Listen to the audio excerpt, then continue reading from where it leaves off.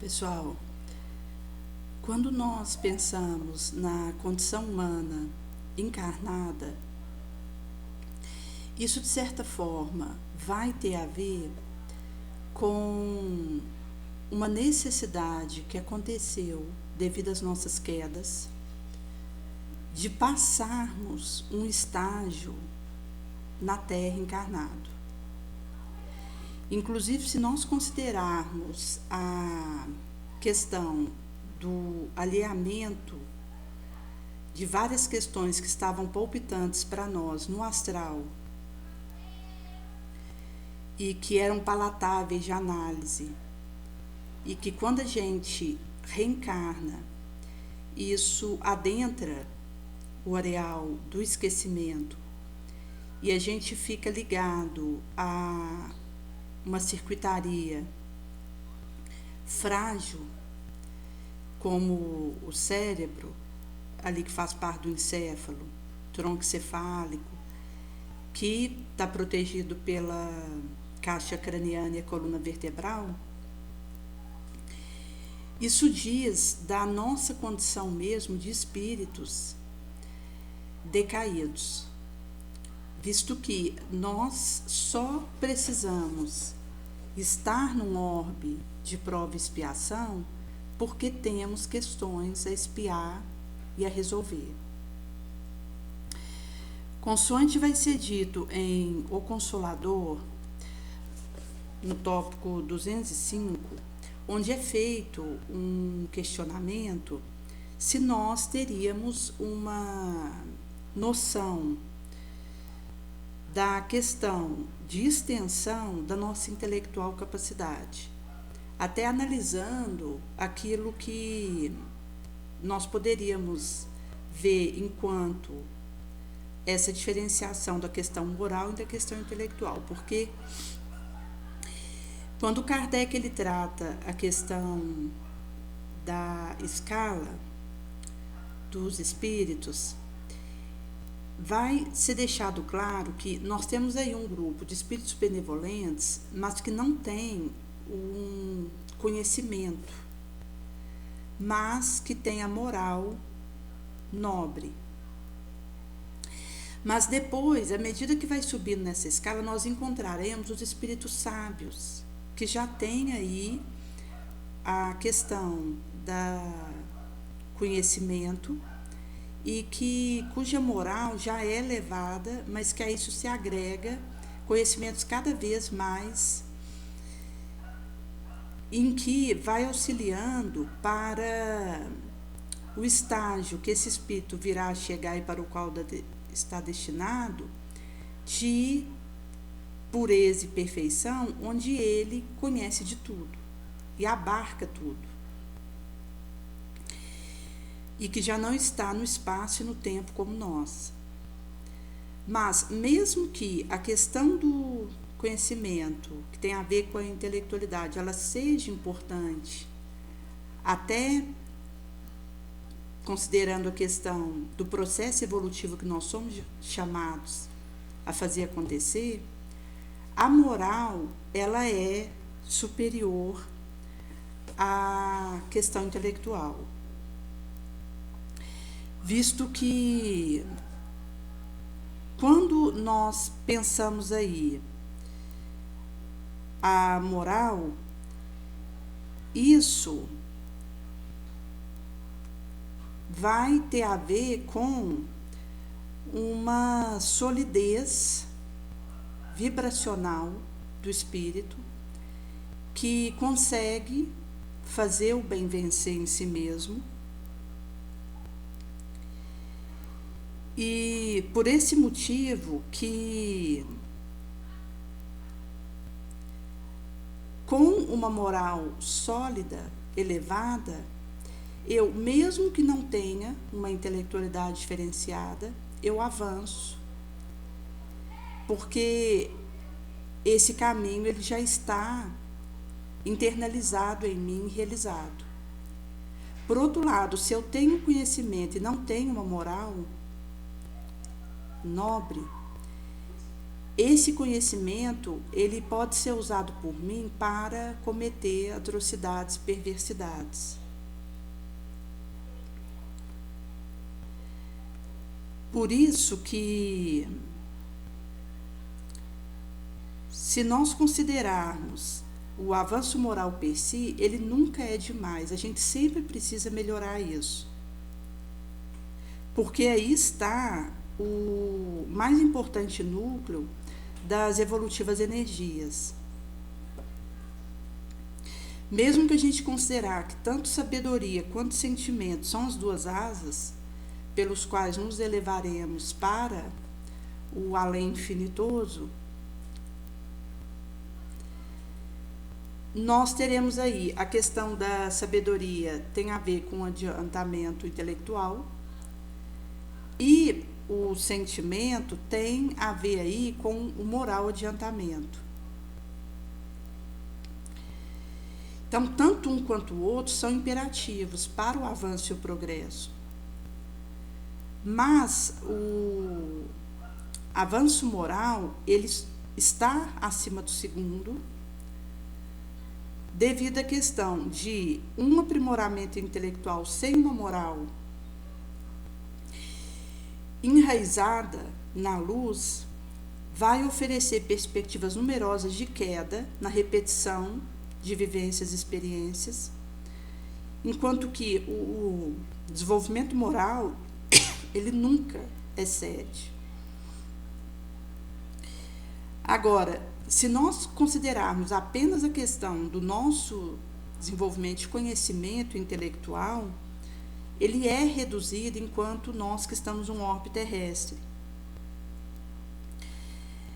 devido ao fato de nós estarmos aí com os elos da reencarnação, que vem inclusive nos mostrar o imperativo da humildade diante da vida, enquanto nós aqui presos a uma situação que deixa patente a nossa incipiência ainda e a nossa vulnerabilidade. Visto que quando a gente está ligado a um corpo material grosseiro como esse, isso tem um efeito de quebra-luz sobre tudo que nós conquistamos anteriormente. Então, assim, o espírito, ele até pode já ter conquistado muitas coisas boas, mas ele não tem a visão disso, encarnado no corpo de carne. Inclusive, ele está sujeito a riscos, mesmo que ele já seja um espírito superior, quando ele encarna num orbe como a Terra. No romance Renúncia, Alcione, ela já não estava mais no sistema solar, porque ela já tinha elevado, inclusive bem antes dos outros que houveram renteado com ela aqui, quanto parentescos próximos, como mãe, irmãos, sobrinhos. Ela ascendeu mais rápido e já não reencarnava na Terra, enquanto que os outros que houveram renteado com ela aqui ainda estavam se demorando em reencarnações aqui no orbe. E então ela já não estava mais no sistema solar, ela estava na constelação de Sírius, considerando aí já uma outra realidade dimensional e vibracional, pela elevação que ela galgou, mas devido ao amor que ela sentia por Pólux, que ainda precisava de um caminho longo, porque ele estava bem abaixo dela moralmente, ela pede para o superior, ali onde ela residia, para voltar a reencarnar na Terra. E é curioso porque ele explica para ela dos riscos enormes que ela corria fazendo isso. Então, inclusive, ele vai trazer para ela que muitos pediram missões como essa, positivamente arriscadas, perigosas, de mesmo não precisando mais vir para um orbe como a Terra, expiacional. Pedir isso devido a querer ajudar este ou aquele, em nome do amor mesmo, das afeições sacrossantas, e que por ter insistido tanto, foi dado a eles esse retorno para encarnar na Terra, mas que saíram daqui endividados. Ou seja, espíritos que já não precisavam vir para cá, que já tinham elevado na hierarquia dos mundos e que, por amor, bateram o pé que queriam vir, mesmo sob o alerta dos seus maiorais, insistiram. Foi permitido que eles viessem e saíram daqui onerados moralmente. Ao invés de sair daqui melhor, saíram daqui piores, enquanto complicações morais de débitos que contraíram aqui. Ou seja, mesmo o espírito que já não precisa mais vir para a Terra, que já é um estado vibracional acima do nosso aqui, quando reencarna aqui, corre muitos riscos. Então dá para a gente ter uma noção do que acontece com nós outros, espíritos ainda inferiores, que somos daqui mesmo, que ainda estamos tentando sair da esteira das reencarnações ásperas e dolorosas, a golpe de esforço próprio, para ver se a gente dá conta de melhorar um pouco a nossa situação. Inclusive a Alcione, ela, quando veio a ter a liberação do seu maior para poder reencarnar aqui novamente, ela que já não precisava mais disso, já estava em outro lugar, enquanto dimensão acima daqui, ela teve que fazer uma preparação de 10 anos para poder se adaptar novamente a um corpo de carne terráqueo. Então foram 10 anos, ela foi imediatamente suspensa das atividades que ela realizava na constelação de Sírios, ligada à arte, à música. Ela tinha um trabalho lá importante, que estava indo muito bem. E ela, então, é automaticamente desligada dos trabalhos que ela realizava, quando ficou acordado que ela poderia voltar para a Terra, encarnada, e inicia um tratamento massivo que ela receberia para conseguir se adaptar de novo a um corpo daqui. Foi mais ou menos 10 anos. E é curioso, porque a trajetória de Alcione foi uma trajetória anônima. Ela não foi um espírito que deixou livro, ou que deixou um orfanato, deixou um centro de oração, porque inclusive quando a gente fala o relato ali do período que ela veio, tantos quantos quisessem fazer ali o serviço de seguimento a Jesus, acabavam optando ou pelo celibato, seja homens como padres, mulheres como freiras. Então ela não deixou uma obra de iniciar um convento ou distribuição de uma quentinha, não. Ela teve uma trajetória anônima, onde o serviço dela foi direcionado para ajudar os seus ali mais próximos, e que ela fez com inestimável e inabordável valor. E na sua reaproximação com Pólux, que houvera sido móvel para ela ter pedido para vir para cá, na tentativa de ajudá-lo enquanto encarnada, eles que já tinham aí uma feição e uma afinidade que vinha de outras eras, e que não significa que eles estavam no mesmo grau evolutivo, porque afinidade não significa que ambos, que são afins, estão na mesma condição moral, mas uma feição que é recíproca. E Alcione, ela já estava bem acima em avanço moral, enquanto Pólux, agora sob o nome de Carlos encarnado, estava bem abaixo, mas eles eram espíritos afins. E ou ele houvera sido móvel para ela pedir o retorno para cá. E com ele foi um desafio, porque ele queria casar com ela, mas ela sabia que, por intuição, que não era esse o caminho. Então, ele já tinha vindo aí de uma criação onde a mãe o consagrara para o celibato e para se tornar padre, que era uma imposição que acontecia do celibato para ser padre e para ser freira também. Então a mãe já tinha feito a entrega dele para esse trabalho. E para ele iniciar um relacionamento com Alcione, ele ia quebrar esses votos que tiveram sido feitos pela mãe. Então, Alcione sabia que esse não era o caminho, mas Carlos, ele se revoltou contra esse estado de coisa. E acabou que isso veio a culminar ela tendo conseguido permanecer fiel a essa intuição que ela trazia e desincumbir dos seus deveres na caridade. Ela, por fim, ela acaba entrando num convento, depois que ela já houver aí cuidado de tantos quantos houveram renteado com ela ali na trama que aconteceu, dos encontros destinosos de cada um. E ela então vai desembocar ali num convento onde ela vai vir a ser presa por uma perseguição, devido até ao despeito, ao ciúme, a inveja pelo trabalho que ela realizava ali no convento, e vai ser jogada num calabouço da época da Inquisição, onde o próprio Carlos é que chefiava aquele núcleo calabouçal e não sabia que era ela que tinha sido presa, porque ela tinha mudado o nome para entrar no convento, que é até uma tradição que acontecia, que quando alguém ia entrar para um convento, ou mesmo se tornar padre, acabava assumindo ali um nome que o acompanharia a partir de então. Normalmente, quando em determinadas ordens, como aquela entrara. Então, ela muda o seu nome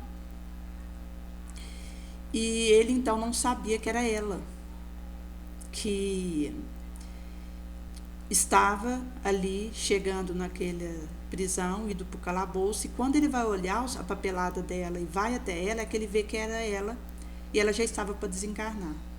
Então, foi um caminho de sacrifício que ela fez e de riscos enormes, porque nos desafios que aconteceram, em vários momentos, ela só sobrou e poderia ter significado uma queda e, a partir disso, um débito contraído que ela não trouxe e que ela voltaria com ele. E foi naquele momento ali derradeiro da despedida entre os dois que vai então acontecer dela ali, já sob inanição, asfixiada pela sede, toda machucada, porque os indivíduos iam para a prisão e eram torturados ali dentro. E, em sendo assim, ela já estava para desencarnar, e mesmo assim ela ainda consola ele em prantos, de joelhos diante dela, implorando o perdão dela, e consegue ainda nessa situação, além de perdoá-lo, consolá-lo e prometer a ele que não o abandonaria, seja para onde ela fosse. Então, ela consegue de forma heróica, estoica, sair da terra ainda mais fortalecida moralmente. Mas muitos dos que houveram pedido uma missão semelhante à dela não tiveram o mesmo êxito, pela dificuldade que é estar aqui. Por isso que é um alerta para nós outros que estamos nesses esforços enquanto encarnados, visto que nessa sombra, nessa bruma que a gente está aqui no corpo de carne, nós temos vagas lembranças acervais de inata vocação, de experiência numerosa, de naturais e espontâneos valores, que tem a ver aí com o nosso arsenal e circuitaria subconsciente. Então, assim, são vagas aquilo que volta para nós das experiências pregressas, mas nós temos aí resquícios do que trazemos até a partir das nossas condutas nessa vilegiatura, porque é diante mesmo das encruzilhadas que vai se mostrando o que eu já me alhei, enquanto a minha atitude diante da situação em que eu estou. Em sendo assim, nós aqui somos uma parcial representação da nossa condição transcendente e só seremos reintegrados às nossas aquisições pregressas depois de havermos valorosamente cumprido a missão ou a prova exigidas pelas nossas morais condições no mecanismo da divina justiça.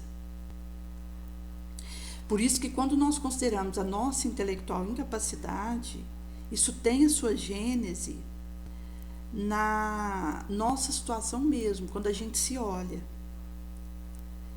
que é caracterizado pela necessidade que nós temos de amargas provas.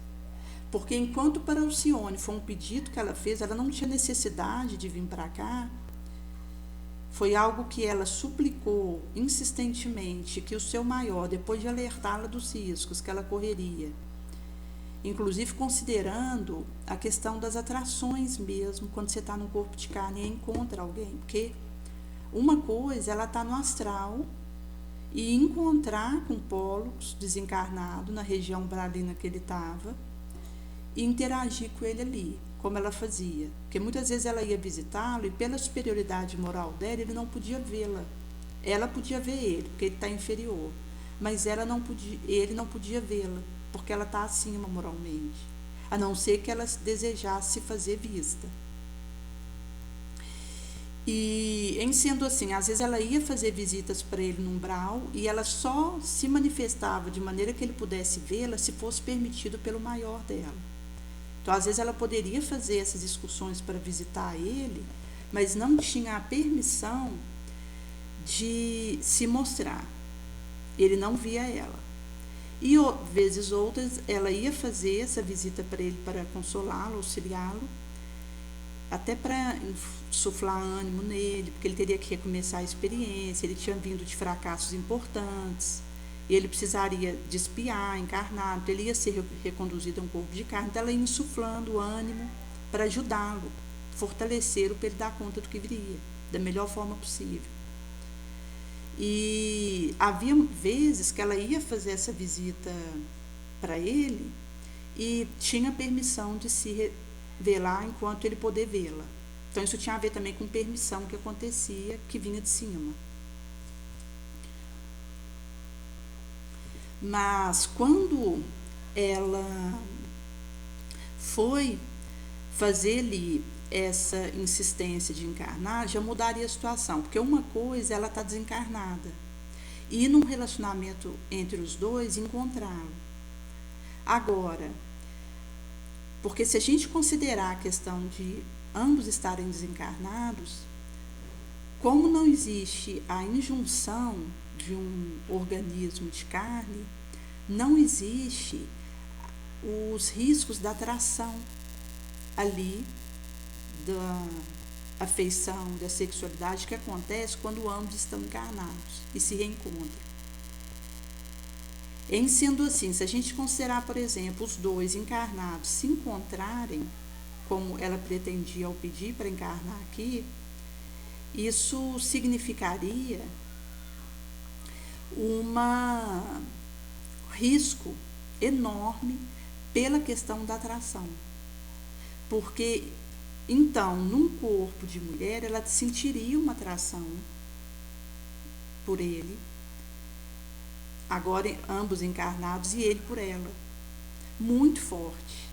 Então ela ia querer casar com ele, ter filhos dele, ele ia querer estar com ela, ter ela como companheira. E seria muito difícil sobrepor a esses arrastamentos que vêm da nossa condição de encarnado, quando duas almas afins como os dois se encontram encarnados e se reencontram nessa condição. Então, ela pediu uma situação que envolvia muitos riscos, e isso é uma coisa. Agora, outra coisa é eu que, mesmo não pedindo, ainda tenho necessidade de encarnar num orbe como a Terra. Ela não precisava mais, ela pediu porque viu nessa forma uma maneira de ajudá-lo mais e melhor. Agora, para mim, estar encarnado num orbe como a Terra é uma imposição, é uma necessidade devido às experiências que eu preciso viver, expiatórias, probacionais, para ir desbrumando, desfazendo o meu passado culposo.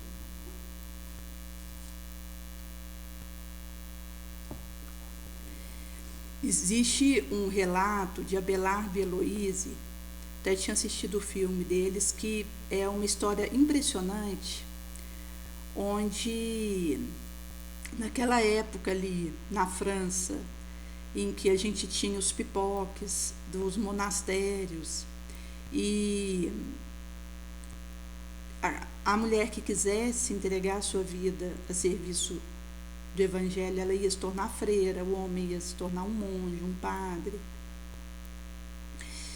Esses dois espíritos, eles tiveram um reencontro assim parecido com a Alcione e o Carlos, porque logo quando eles se reencontraram, foi realmente uma atração importante que aconteceu entre os dois, e ele era um professor ali que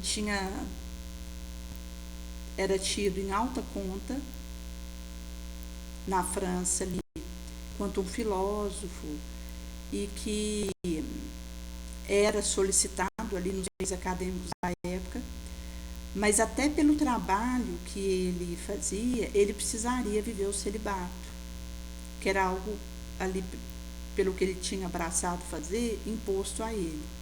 Mas também dava para perceber que era algo consciencial, ele tinha intuição, que ele precisava se manter casto, entregando toda a sua vida pela causa do Evangelho,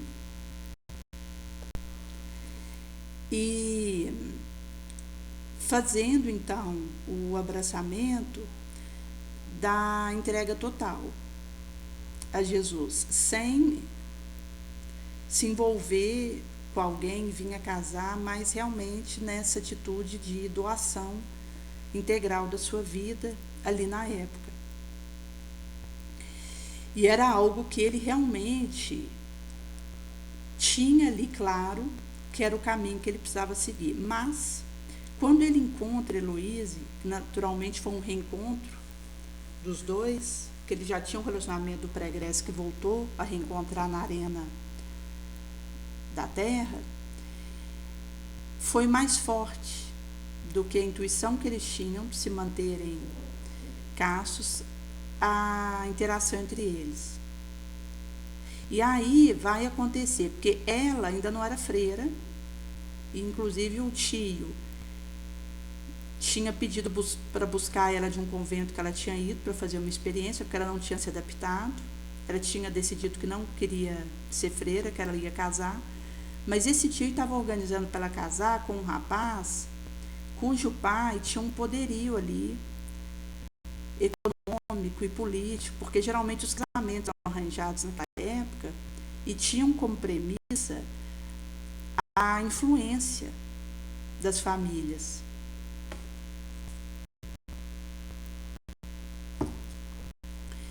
Com isso, aconteceu que, quando ela foi buscada por um mandatário desse tio, enquanto alguém que ele pediu para ir pegá-la no convento, ele já estava organizando para ela casar com o filho de um amigo, que tinha aí essa influência que para ele era importante.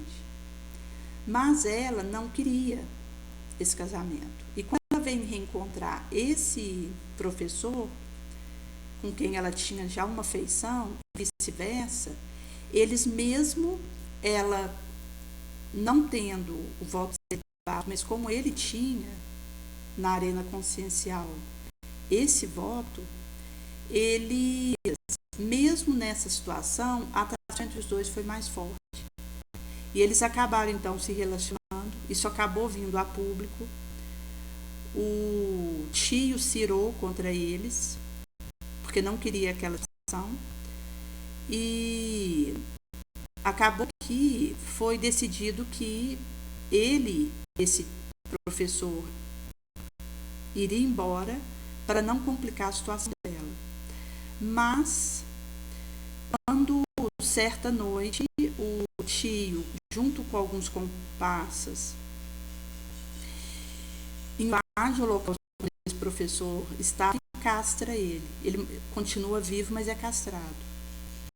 Depois dessa barbárie, ele acabou que decidiu que iria se tornar um monge. Ele ia entrar para um monastério e pediu para que ela se tornasse freira. Então ela só passou a aceitar de fato ir para um convento e seguir esse caminho porque foi um pedido que ele era feito, porque ele já estava decidido a fazer isso. Inclusive um amigo ali dos dois vai pego várias assinaturas pedindo para ele permanecer ali onde ele estava, continuar a ensinar. Inclusive porque o tio, ele houvera sido condenado a perder todos os seus bens e a ser exilado da França, devido ao ato que ele houvera praticado contra esse professor. Mas mesmo com as assinaturas e os pedidos insistentes para que ele permanecesse, ele estava inamovível na sua decisão de se tornar monge, porque ele já tinha essa missão lá atrás, ele não conseguiu ser fiel a ela e acabou se envolvendo com essa moça, que foi mais forte que ele. Mas ele já sabia que ele estava indo contra uma orientação, um pedido de Jesus para a vida dele, quando ele se envolveu com ela. E por isso que depois que tudo isso aconteceu, foi definitiva a decisão dele. Então ele vai para esse monastério e ela, pelo pedido dele, acaba também optando por se tornar freira. Inclusive esse amigo dos dois acaba falando para ela, se ela desejasse, ele casava com ela, dava a ela um nome, uma casa onde ela poderia pelo menos viver, porque nessa altura do situação, ela tinha tido um filho desse professor, ela tinha engravidado, ele tinha inclusive levado ela para morar com a irmã dele, enquanto ele voltava para a cidade para continuar dando as suas aulas. E junto ali com a irmã dele, ela acabou tendo esse filho, mas ela precisou sair de lá depois que aconteceu a tumulação, porque inclusive o tio poderia ir até lá para poder tentar algo contra ela, contra os que estivessem ali. Ela precisou fugir dali e deixou o filho com a cunhada. Então o filho ainda era bebê, o filho dos dois, ficou ali com a cunhada e ela sai junto com ele para tentar resolver a situação.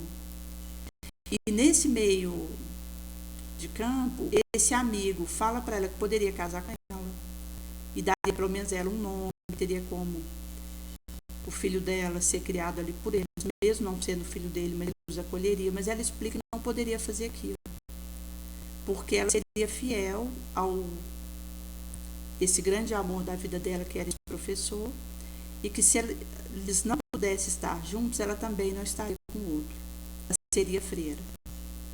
E acabou, gente, que eles, inclusive, ela houvera dito para ele,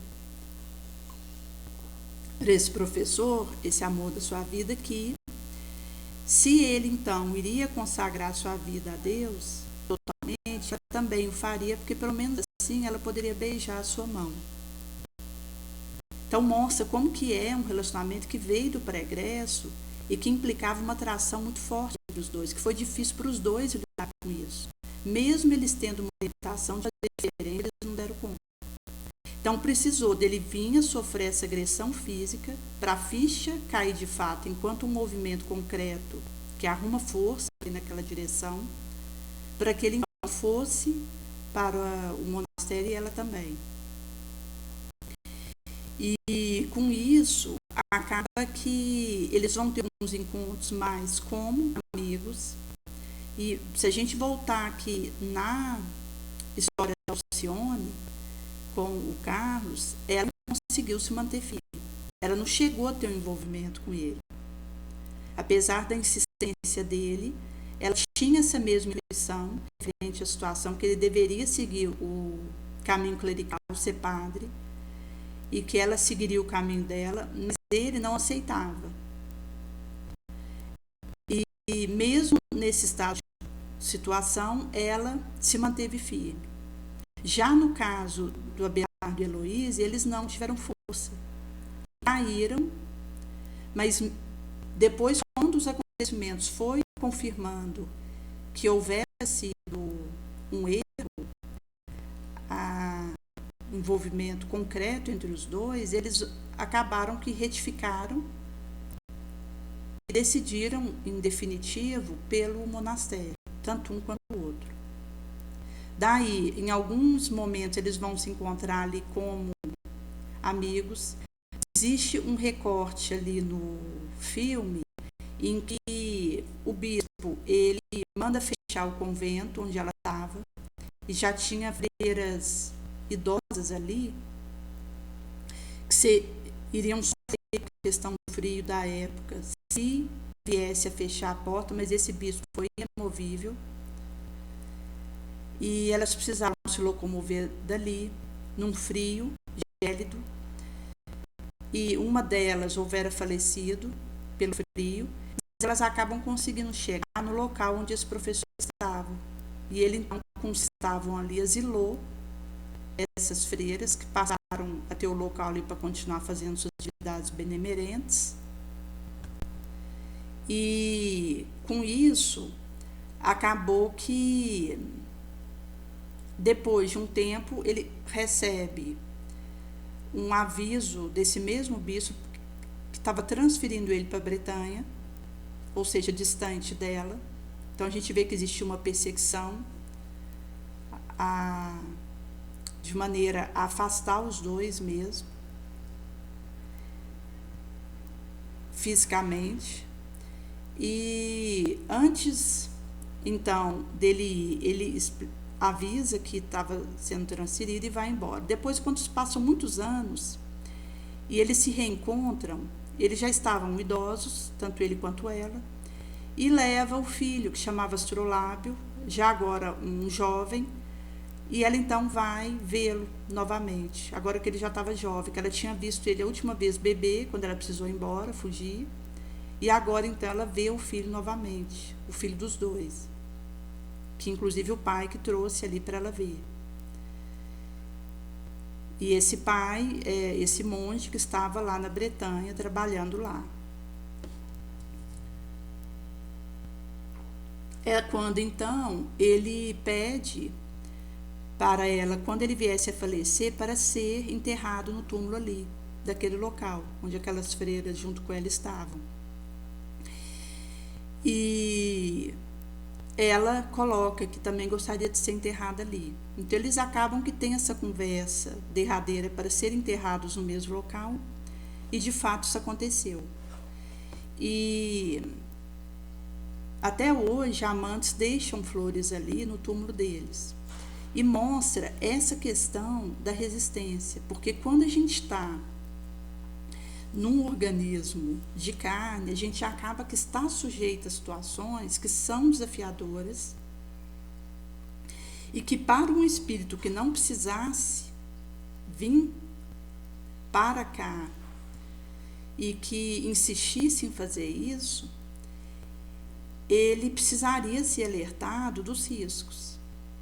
Mas nós outros que, na verdade, imploramos um estágio aqui pela nossa necessidade moral, evolutiva dessa experiência aqui, então a situação se torna ainda mais complexa e perigosa.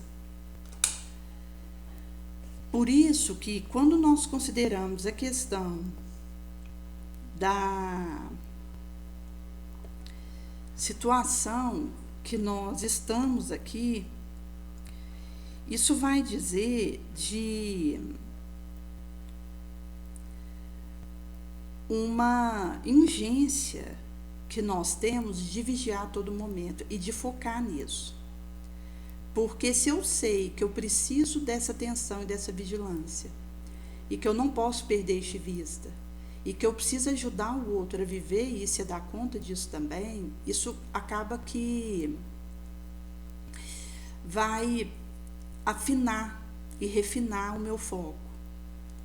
Porque aí eu acabo que tenho em mente esse imperativo E isso vai modificar a maneira como eu enxergo a minha trajetória.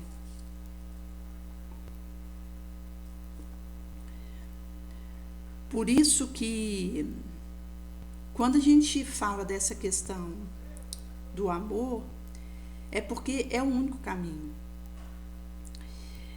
Não há outro. E quem ama de verdade nunca deixa de renunciar. E é algo que a gente vai internalizando, até que chega um ponto que a gente já nem identifica aquilo como amor, porque se torna parte do nosso normal. E que vai nos dando condição de perceber também que sempre a gente vai estar aquém do que deveria, a gente sempre vai precisar fazer mais. Que é realmente para nos tirar da nossa zona de conforto, para a gente ir fazendo mais, sempre com esse foco de produzir mais frutos. Agora, por outro lado, aqueles que são capazes de amar muito, eles experimentam uma solidão, porque eles acabam atravessando um empoeirado caminho por serem poucos os que ali atravessam. Agora, se a gente persistir nessa plantação de um destino melhor, mesmo com desconjuntado o joelho, a gente vence. E aí, não importa o dardo que vem, a gente devolve com flores. Porque quanto mais a gente ama, melhor nós suportaremos o que quer que seja. Existe um relato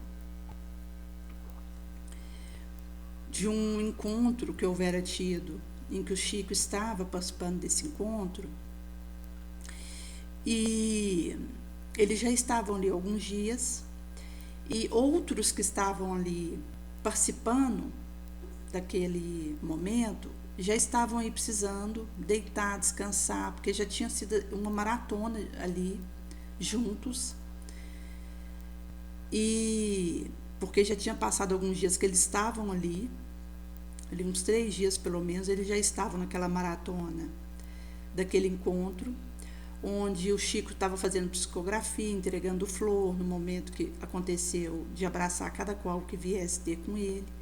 Inclusive essas flores foram doadas, uma quantidade enorme. Quando ficou sabendo que era para o Chico, foi feita uma doação integral daquelas flores, e que ele, inclusive, ao recebê-las, foi entregando uma para cada qual que viesse abraçá-lo. Ele passou ali a noite fazendo aquilo. Então, alguém que já estava próximo ali, que não estava dando conta, que precisava descansar, inclusive, porque quando ele estava ali fazendo aquele atendimento, foi colocado ali lanches variados para atendê-lo, e há outros ali palestrantes e que estavam lhe auxiliando de alguma forma naquele encontro, e aquele lanche ficava ali, porque ele não parava sequer para fazer aquele lanche, porque ele continuava o atendimento às pessoas que o procuravam. E de forma ininterrupta ele foi, de 8 da noite às 8 da manhã. Então, alguém vem interpelá-lo, falando que como que ele estava dando conta daquela maratona daquele jeito, porque ele nem tinha tocado no lanche que tinha sido deixado para ele ir descansar um pouco. E ele se vira para essa moça que houvera questionado isso para ele, a Maíse, e fala para ela: Maíse, o amor não se cansa nunca. E mostra a questão do sono e da privação mesmo do descanso que ele fazia, e que ele acabava dando conta dessa rotina exigente, e numa situação enquanto outros já não tinham força para continuar ali, foi buscar uma cama para se recompor, ele continuava com o mesmo ânimo, a mesma boa vontade, o mesmo amor. E isso vai trazer para nós essa questão, porque quando alguém de fato chega nesse ponto, desse nível de doação, de capacidade de amar, ele suporta qualquer contingência para levar aquilo a outrem, que realmente vai ter a ver com essa renúncia, com essa abnegação. Porque quando a gente tem esse golpe de vista do que é pedido de nós a cada momento, a gente acaba internalizando a necessidade de amar, porque não há outra forma da gente ser bem-sucedido moralmente.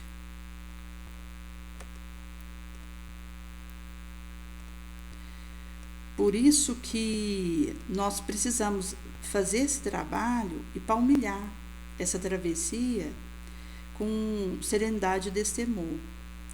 Agora, quando a gente fala da opção por esse caminho da caridade, isso é com sacrifício amargo, porque a caridade é a moeda única que pode assegurar a felicidade e a paz no universo. Inclusive com o sacrifício da solidão, porque quem realmente internaliza essa proposta, ele vive só. Por mais que existam pessoas em volta de nós, é um caminho solitário, porque Jesus fez um caminho solitário, e quem seguisse após ele deveria saber que vai viver isso também, porque inclusive ele já tinha se antecipado e deixado isso claro em várias ocasiões. Então, a questão da solidão, ela acompanha os servidores fiéis de Jesus. Se a gente pegar, por exemplo, o Chico, mesmo que ele tivesse rodeado de pessoas, e muitos vinham de toda parte do mundo para ter com ele, recebiam uma palavra de consolo dele, tinha situações que ele estava vivendo que ele não tinha para quem falar. Até porque, quando a gente considera um trabalho no bem, determinadas questões que eu vivo, se eu vier a falar aquilo, eu posso prejudicar o auxílio que eu vou levar para o outro.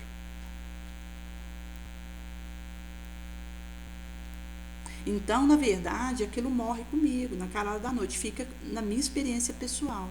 Eu não vou onerar o outro com aquela preocupação. Eu guardo para mim, e porque tenho a intenção de seguir, continuar ajudando. Por isso que,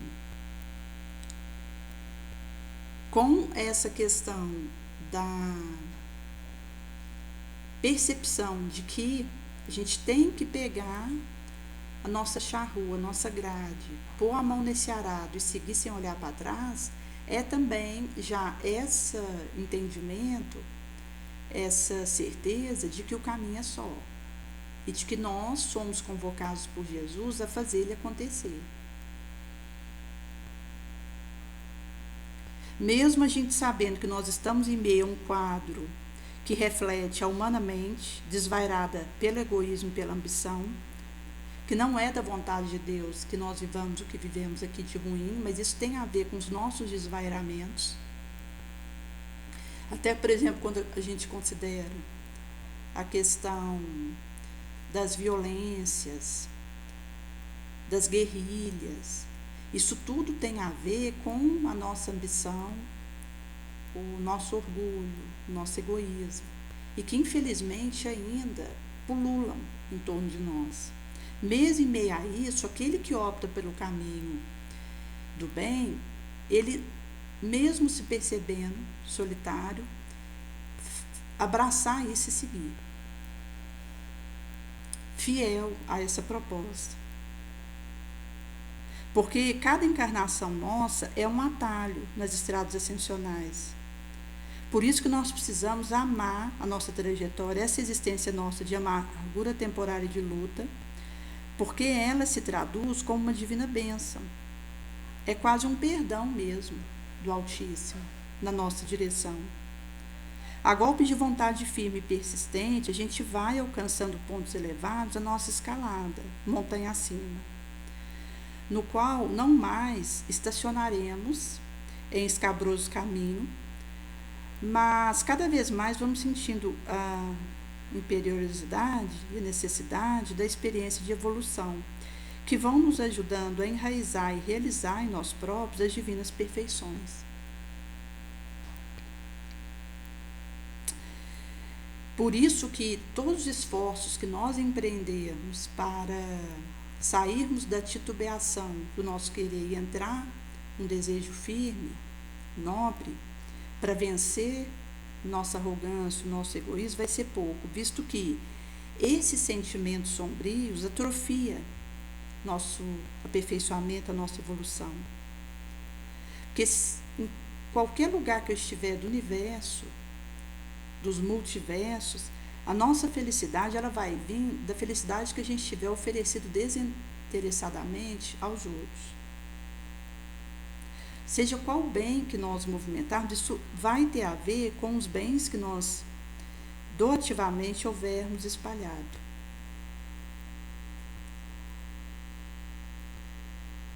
Por isso que é pedido de nós esse suor. Porque se a gente pegar, por exemplo, um picadeiro que sua para formar uma base, um alicerce, uma encimentação, ele vai assegurar as bases ao serviço do pedreiro, que por sua vez vai fazer o desdobramento daquela edificação.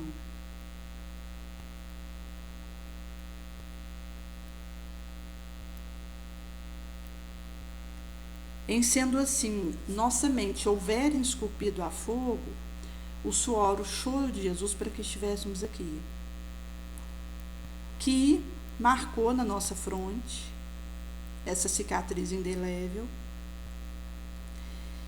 e é essa flama inspiradora que vai em silêncio nos movendo.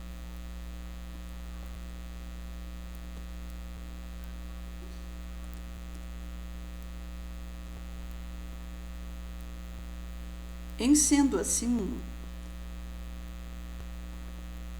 quando nós temos aí essa questão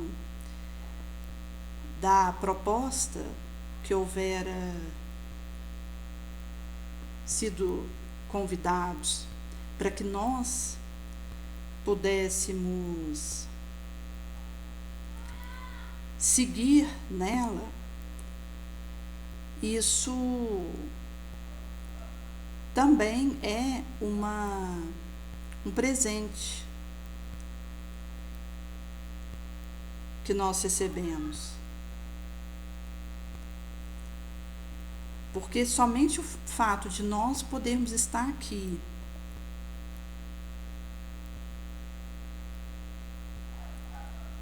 e fazermos essa experiência aqui é uma bênção. É o perdão divino na nossa direção, nos dando uma nova chance. A gente pode complicar isso ou podemos melhorar a nossa situação, como foi falado para Alcione quando ela pediu para encarnar, que olha, você vai correr muitos riscos. Você pode sair de lá com sua situação complicada, ou você pode dar conta daquilo que você se propôs a fazer.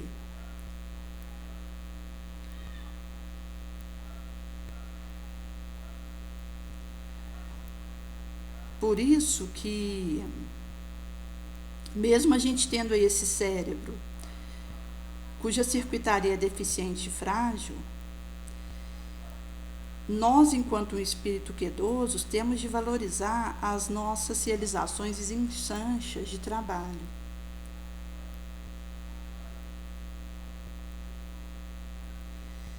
Daí, quando a gente se percebe nessa condição de um espírito caído na expiatória luta, isso mostra para nós a nossa condição vulnerável, humilde, para que nós possamos, assim, com essa visão lúcida, valorizar e cultivar as insanchas legítimas do sentimento, com aquilo que nós trazemos. Quando o Chico ele tinha começado a fazer o trabalho dele de psicografia, ele estava ali com a vela acesa, estava sendo feito ali escrita, E de repente ele percebe que um olho seu estava perdendo a visão. Ele olhava ali para a vela, embaçava. E então aparece o doutor de Bezerra de Menezes para ele e diz que a sombra ali tentando prejudicar o trabalho dele, que ele estava para realizar, cujo início ele estava fazendo, fez perder uma vista dele para tentar parar o trabalho dele. E mesmo assim, ele não se deixou intimidar e continuou com um olho só o trabalho dele, escreveu mais de 500 livros na sua mediunidade ínclita. E Emmanuel então diria para ele que ter 2 olhos é um luxo. Isto é, com um olho vai e faz aquilo que te compete. Com meio olho, com um ouvido, com meio ouvido, com um pé, sem pé, com mão ou com ela arrancada. Nós precisamos fazer essa decisão. Porque igual está falando aqui, a nossa condição, ela já é de espíritos caídos. E nós já estamos tendo recebido a bênção de um corpo orgânico. Em sendo assim, o nosso espírito, ele toma isso, o que tiver a seu dispor, para fazer a frutificação. Na condição que for, sobre as injunções que forem e sobre as sombras que estiverem acontecendo. Nós iremos, em meio a essa fraqueza, percebendo que é limitado. Inclusive, se a gente pegar, por exemplo, aí a craniana caixa, microscópica célula acomoda, sequiosas de oxigênio, não dispersam, sequer por 1 milésimo de segundo, a corrente sanguínea que as irriga. Os filamentos que se unem são frágeis, conexões de 100 milésimos de milímetro. E mostra como é arriscoso toda essa circuitaria. Então dá para a gente ter uma noção da pobreza da pensante máquina. E é o que nós dispomos. Em sendo assim, são esses avisos que nos dirão que precisaremos fazer acontecer em nós e em torno de nós esse areal. E, inclusive, gente, existe um trecho do Novo Testamento onde o jovem rico, ele tinha se aproximado de Jesus perguntando como ele faria para ter a eterna vida. Então, como esse jovem houvera se dirigido a Jesus falando, bom mestre, Jesus retrofala para ele, por que você está me chamando de bom? Deus é que é bom, e somente Ele. E aí Jesus foi elencando sobre os mandamentos para ele. Você não vai matar, você não vai adulterar, você não vai prestar falso testemunho, você não vai roubar, você vai honrar sua mãe e seu pai. E ele disse que houvera guardado isso tudo, desde lá atrás, na sua juventude. Então Jesus disse para ele, mas ainda te falta algo, vende tudo que você tem, distribui para os necessitados ao léu, os pobres, e você vai ter um tesouro celeste. Depois você vem após mim e me segue. E ele, ao ouvir isso, se entristeceu, porque tinha riqueza extrema. Ou seja, as seduções, seja ela qual for do mundo, são tentações arriscadas, extremas para nós, mormente de acordo com aquilo que a gente traz de fragilidade. E somente por essa vontade infatigável no bem, a gente vai conseguindo vencer nós mesmos para seguirmos fiéis após o Mestre.